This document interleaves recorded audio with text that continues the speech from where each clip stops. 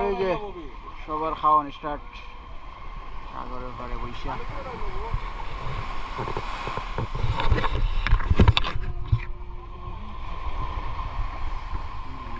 চিংড়ি মাছ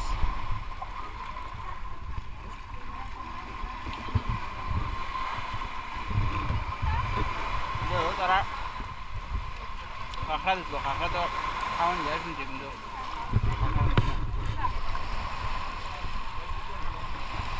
পাও খাতে রয়েছে ভাই